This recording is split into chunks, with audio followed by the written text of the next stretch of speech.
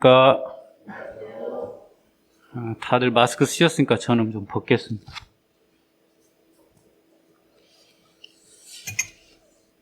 오늘 날씨가 어제 그제보다는 좀 풀렸는데 여전히 좀 춥네요. 법당안이 좀 추워서 가능하면 너무 길게 하지 않도록 노력을 해보겠습니다. 어제 그 1월 1일이었는데 뭐 다들 아시겠지만 보통 코로나가 터지기 전에는 이 앞에 꽉 찼죠.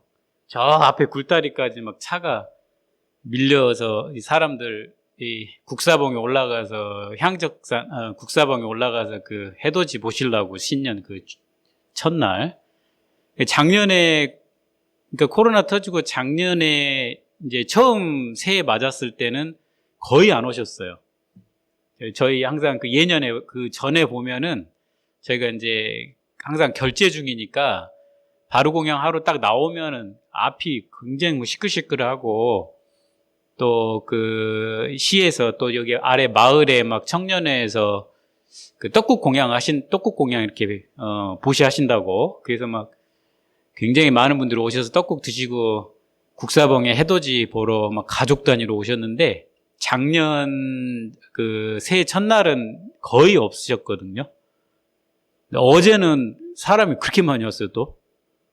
그래서, 이제 뭐 떡국 공양 그런 것도 없는데 지금 이제 코로나라서 굉장히들 많이 오셨더라고요. 차가 저 아래까지. 아마 작년에는 좀 이제, 코로나 때문에 막 다들, 좀 이렇게 조심스럽고, 뭐 그런데 올해는 안 되겠다. 아마 작년에 해돋이를 못 봐서 더 그랬던 모양이다. 제 속으로 이렇게 사람이 굉장히 어려운 시기를 겪고 그러면은 굉장히 뭐라 그럴까 자연에 대한 어떤 의지가 자연스럽게 이렇게 생기는 것 같죠. 예. 이렇게 뭐 누리고 살고 모든 게 뭐 풍족하고 별 큰 문제가 없을 때는 사는 그 재미에 빠져가지고 세상 사는 재미에 빠져가지고 별로 그런 생각들을 안 하다가 이렇게 막 정말 전 세계적으로 2년이나 이렇게 어려운 시기를 겪고 그러니까 사람들이 이제 그 자연에 대한 어떤 그 의지 이런 생각들이 많이 생기시지 않았나. 어제 막 여기 법당 앞에까지 오셔가지고 이제 조금 늦게 오셔서 해돋이 그 산에 못 올라가신 분들은 여기 막 법당 앞에도 서 계시더라고. 이제 저기서 떠오르는 거라도 좀 보시려고. 저 산신각 앞에도 막 서 계시고, 막 가족 단위로 오셨어요. 어떻게 보면 그 자연에 대한, 그리고 어려울 때 자연에 대한, 우리가 뭐 죽으면 육신이 자연으로 간다는 그런 생각도 거의 확고하지 않습니까? 정신은 어떨지 모르지만. 그러니까 그런 자연에 대한 어떤 그 의지에 대한 그런 동경 뭐 이런 그 감정이 어찌 보면은 이 사람의 인간의 어떤 그 본성에 대한 이 본성에 대한 어떤 동경일 수도 있어요. 우리가 이렇게 뭐 세파에 어떨 땐 재미, 어떨 때는 그런 그 어려움 이런 거를 겪을 때 내 진짜 본성이 뭘까? 인간의 이 육신은 이렇게 자연으로 돌아간다는 건 알 수 있는데 그러면은 가고 나면은 그리고 이게 이 몸이 오기 전에 도대체 뭐였을까? 뭐가 이거를 끌고 다니기 위해서 온 걸까?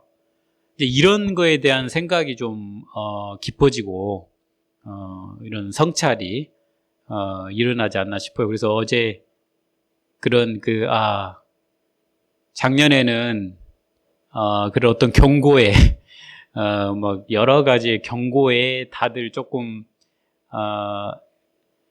마음들이 위축되고 그러셨다가 이제 그게 오히려 길어지니까 정말 이게 뭔가 자연에 떠오르는 해를 봐야 되겠다.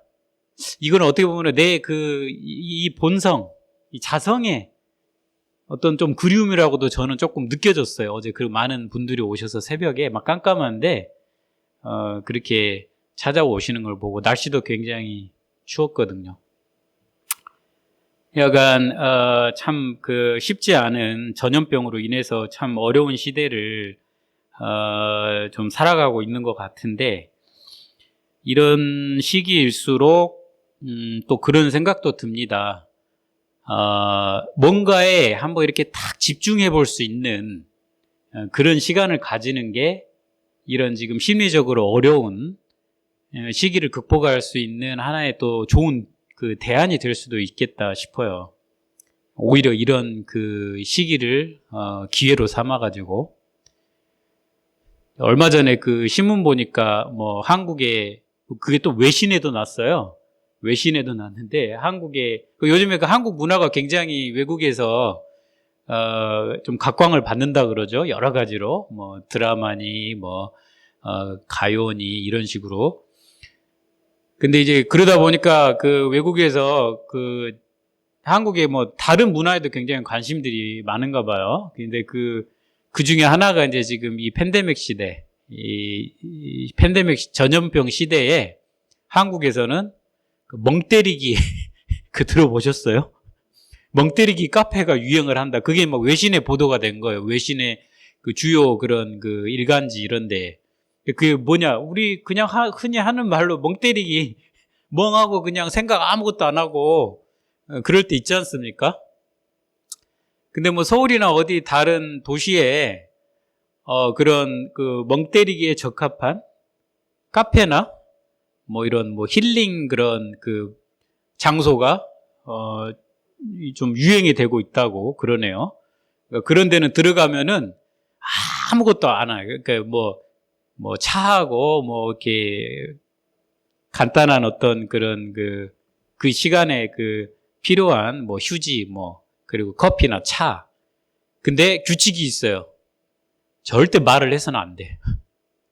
그러니까 보통 혼자 가는 곳이에요.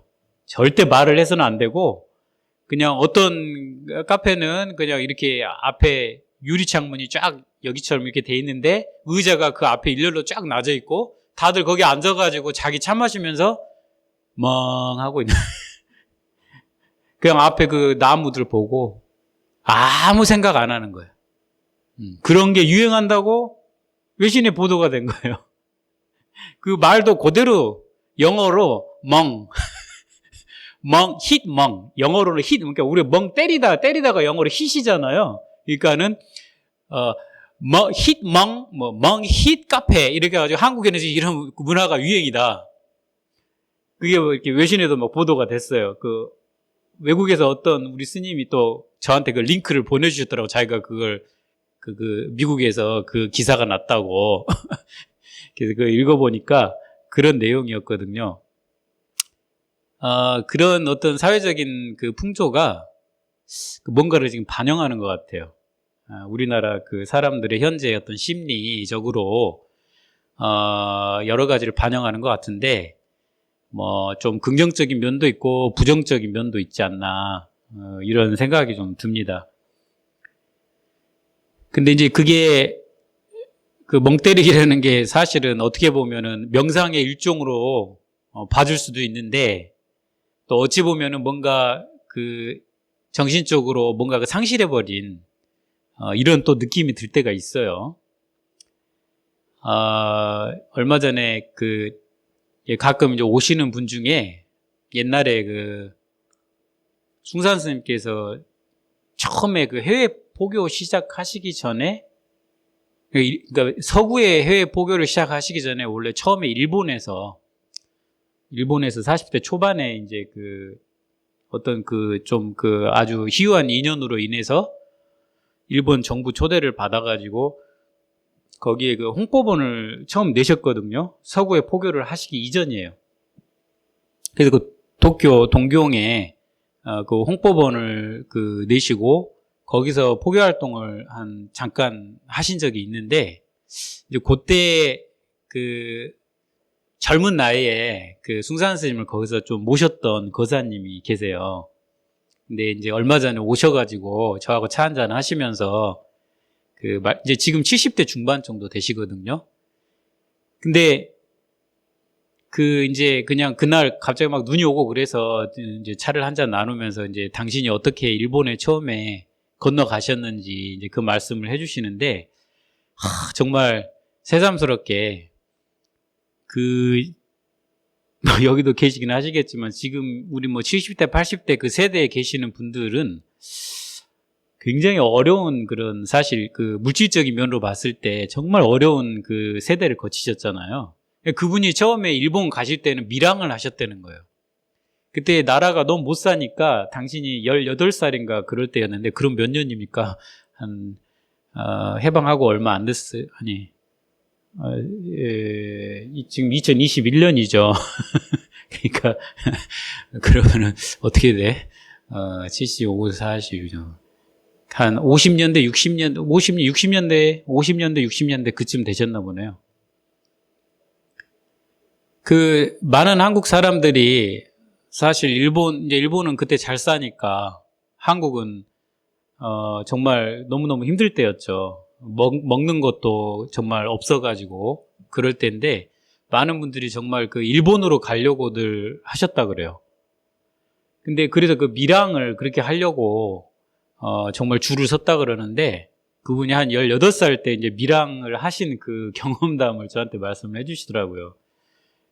뭐 요즘에 뉴스 보고 그러면은 그런 저기 어디 굉장히 힘든 나라들에서 유럽이나 다른 국가들로 이렇게 밀항하고 그러면서 정말 목숨을 걸잖아요. 가다가 풍랑 만나면은 그냥 거기서 죽는 거예요. 근데 그걸 알면서도 지금은 그래도 배라도 좋죠.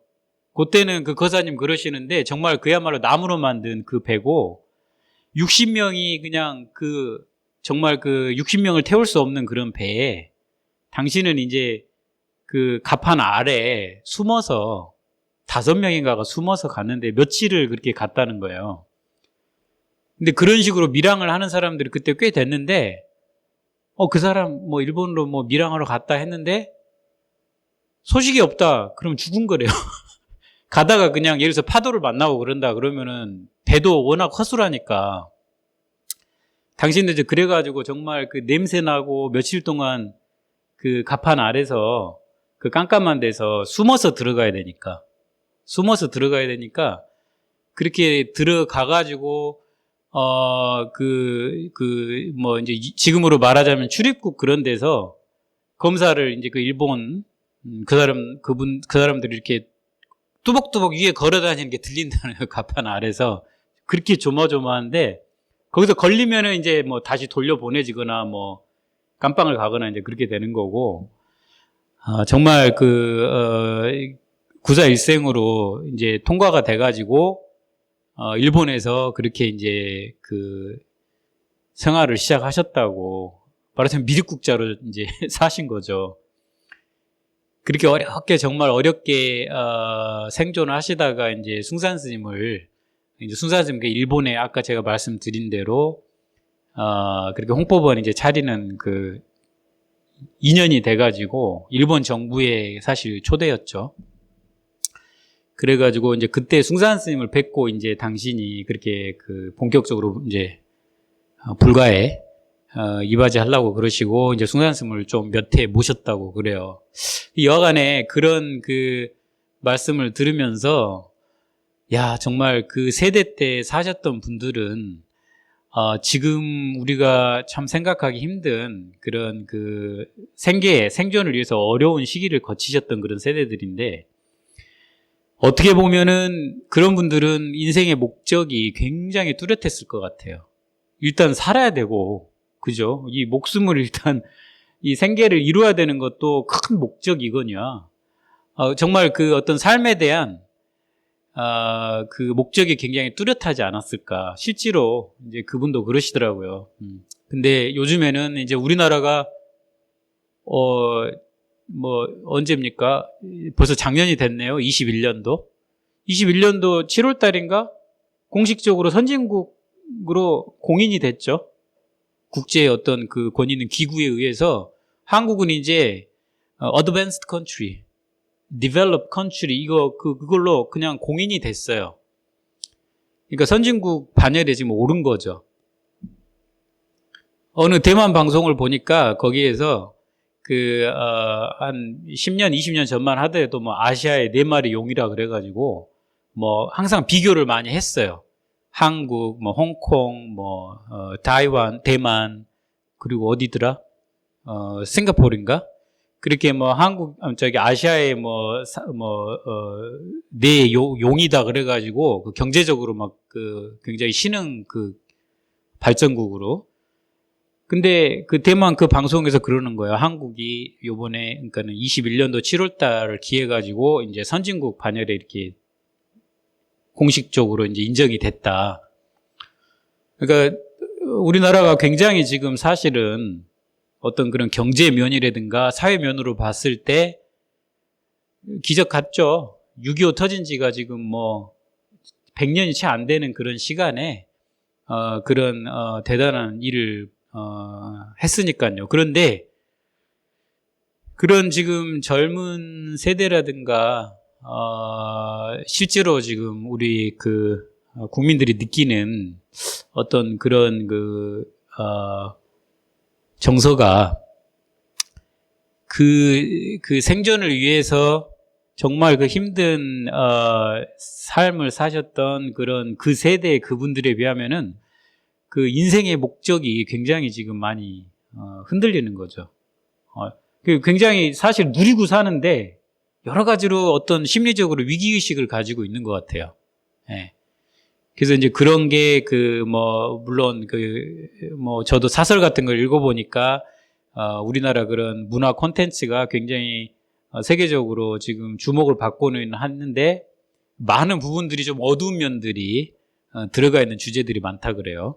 그래서 그런 거를 조금 성찰해 볼 필요가 있는데, 사실 이렇게 좋은, 말하자면 물질적으로나 사회적으로 그런 여건이 됐을 때 이런 수행도 어떻게 보면은 마음만 되면은 진짜 마음껏 할 수 있는 그런 시기일 수도 있어요.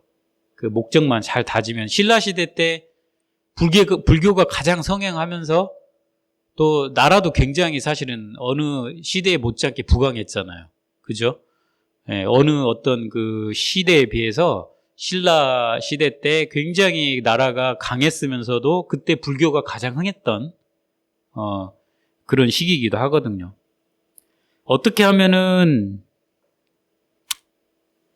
저 스스로가 사실 숙제인데 어떻게 하면 그런 이제 좋은 불교의 가르침을 좀 저변 확대를 시키고, 또 불교 수행을 하시는 분들도 좀 어떻게 한번 다시 되돌아볼 그럴 일이 있나. 제가 이제 화엄경에서 한번 그래서 좀 비슷한 대목이 있어서 인용을 해봤어요. 화엄경에 보살 명람품이라는 그 품에 보면은 문수보살이 외 화엄경에는 이제 보살들이 다른 보살이나 스승에게 이렇게 문답식으로 모든 경들이 그렇긴 하지만 그런 전개가 이루어지지 않습니까?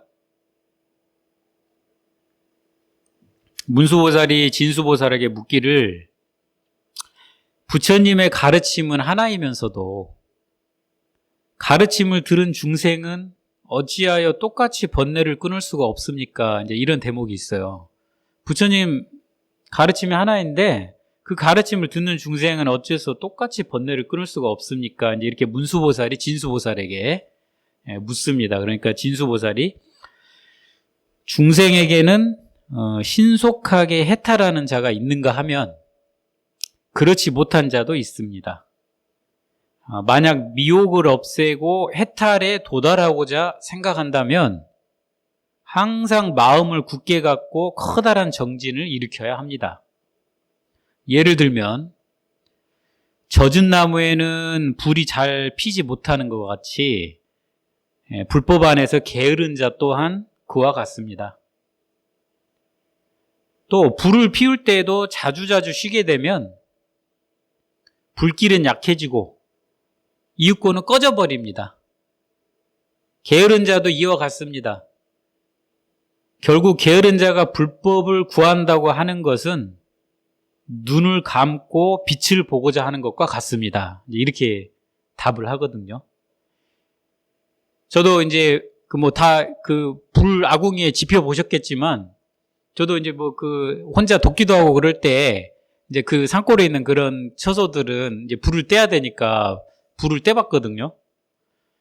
불 떼는 거 잘하시는 분들, 많이 해보신 분들은 잘하시지만 그거 처음 굉장히 쉽지 않거든요. 불 이뤄내는 거. 불이 확 붙는 그 지점이 있어요. 근데 그때까지 가는 게 쉽지가 않아요. 어떻게 하다 보면 꺼져버리고 또 하다 보면 꺼져버리고 또 하다가도 막 잘 안 타가지고 그날 잘 안 될 때가 있거든요. 그러면 콧등만 시커매지고 불은 잘 안 타고 그럴 때가 있는데, 그 불이 확 정말 그냥 놔둬도 잘 스스로 탈 때까지, 그 시점까지는 잘 봐야 돼요. 그죠? 신경을 써가지고 이렇게.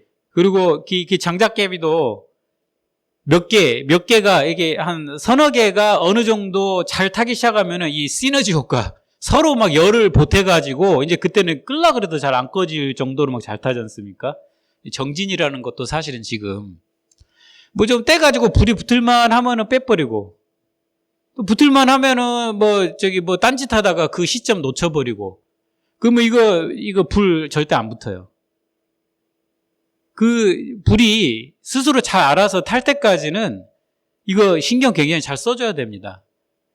그러니까 지금 그 화엄경 보살 명람품에도 지금 그 진수보살 이렇게 답하시는 게 그런 취지라고 보면 되겠어요. 게으르면은 어떻게 할 수가 없어요. 좀 하다가 불이 붙을만 하면은 또 그때 해태심이 생기거나 망상이 생겨가지고 샥 빼버리면은 다시 도루묵이에요. 근데 정말로 이 성근이 좋은 사람은 그 지점까지 밀고 나가는 거예요. 되든 안 되든. 신경 바짝 쓰는 거예요. 그래가지고 그 불이 딱 붙으면은 그거 그냥 놔둬도 잘 타요. 그냥 거기다가 그냥 장작개 하나 더 놔두면 또 타고 그러잖아요. 그거를 사실은 잘 해야 되는데, 그때 그 지점까지 가는 거, 하는 사람이 많지가 않습니다. 또 하다가 잘 안 되면은 여러 가지 이제 불만도 생기고, 그렇거든요. 예전에 또 숭산 스님께서도 그러셨어요. 숭산 스님 법문을 하시다 보면은 특히 한국말로도 그렇지만 영어로 하다 보면은 영어로는 이 단어가 딸리시니까. 숭산님 영어가 고급 영어가 아니잖아요. 그러니까 아시는 거를 근데 잘 써요. 아시는 거를 적소적시에다가 잘 쓰신다고. 몇 개 많지 않은 영어 단어를. 그러니까 어떨 때 이제 외국인 제자들이 또 오늘 그 법문 하네. 또 오늘 그 말씀이네. 근데 그러거든요. 어떨 때 한번 그렇게 물었다 그래요. 스님은 왜 자꾸 하신 말씀을 또 합니까? 그러면은 또 해도 니들이 듣지를 않지 않느냐. 듣지를 않지 않느냐. 같은 법문이라도 안 들어요. 그게 아무리 맞는 말이라도. 그러니까 아까 문수보살이 질문한 것처럼 부처님 가르침 하나인데 듣는 중생은 어째서 똑같이 번뇌를 끊을 수가 없냐 이거예요.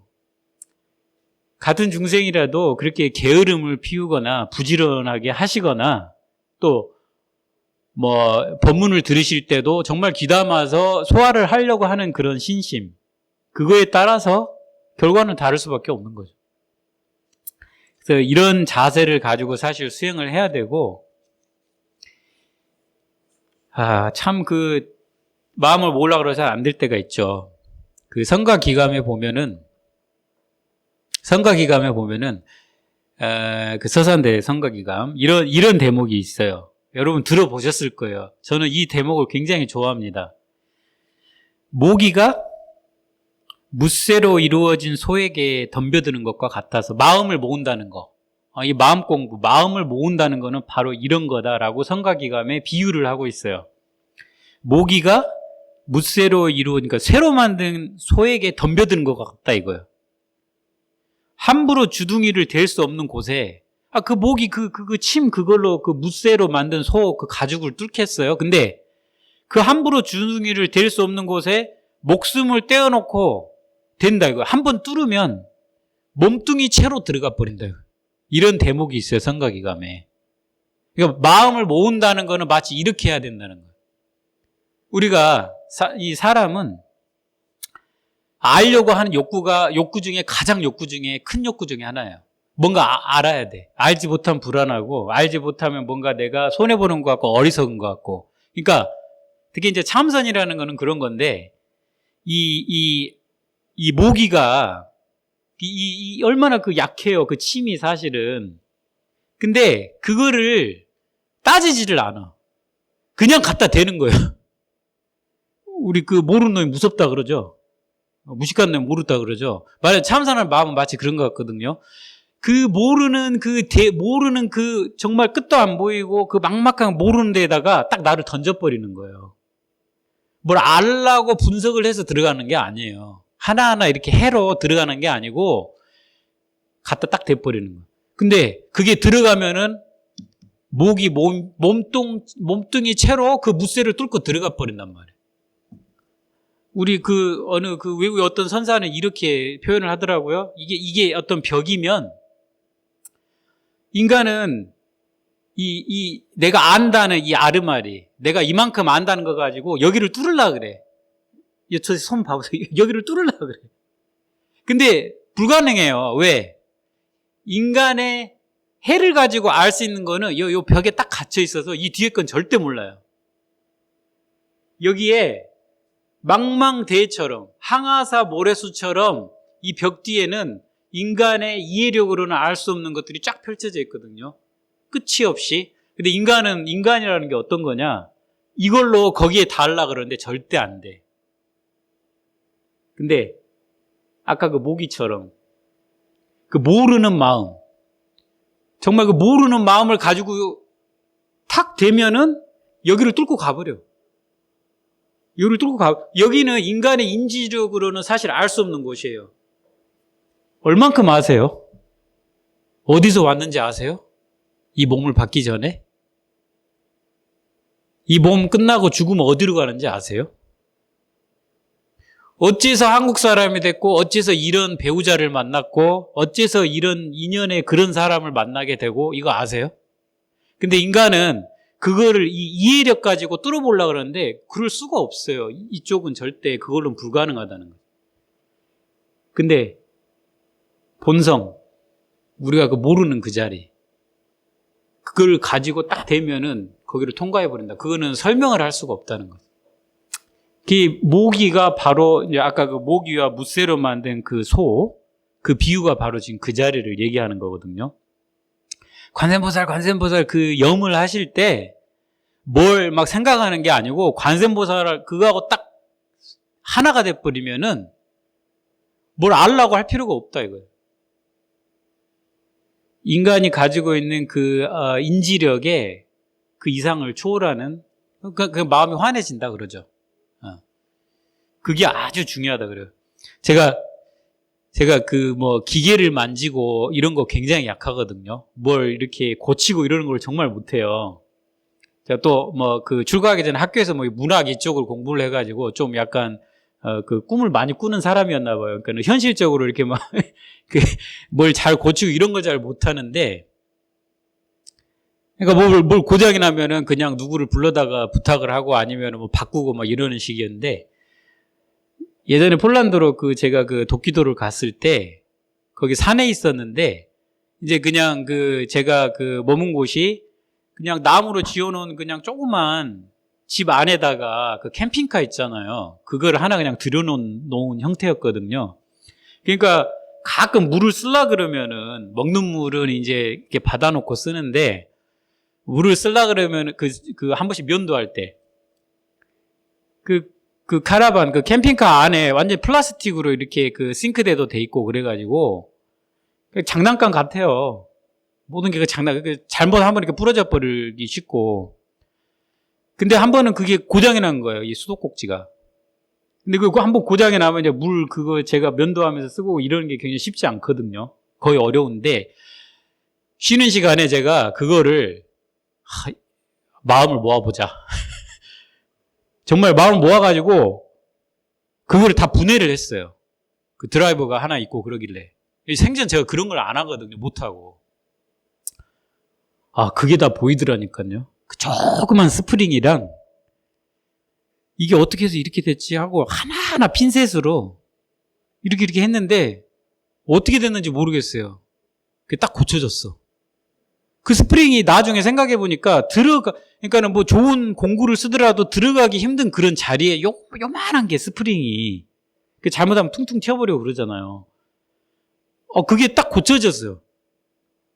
정말 마음이 그때 정말 아주 묘한 경험을 했습니다, 제가. 그래서 마음을 정말 이게 사람이 마음을 정말 모으면은 이게 안 될 게 없구나. 그리고 또 중간에 가다가 그 싱크대 아래 그 이 전구가 있는데 그것도 한번 나갔는데 또 그런 마음으로 한번 이렇게 분해를 해봤는데 저 전기선을 막 그렇게 가닥을 이렇게 해본 건 생전 처음이었거든요. 전기 그거를 고쳤어요. 어떻게 고쳤는지를 모르겠는데 마음을 내가 한번 이거 한다. 내가 한번 이거 꼭 고치고 만다. 아니면 내가 백일기도 이거 하는데 너무 애로사항이 많을 것 같아. 그러니까 그게 되더라니까요. 그게 돼요.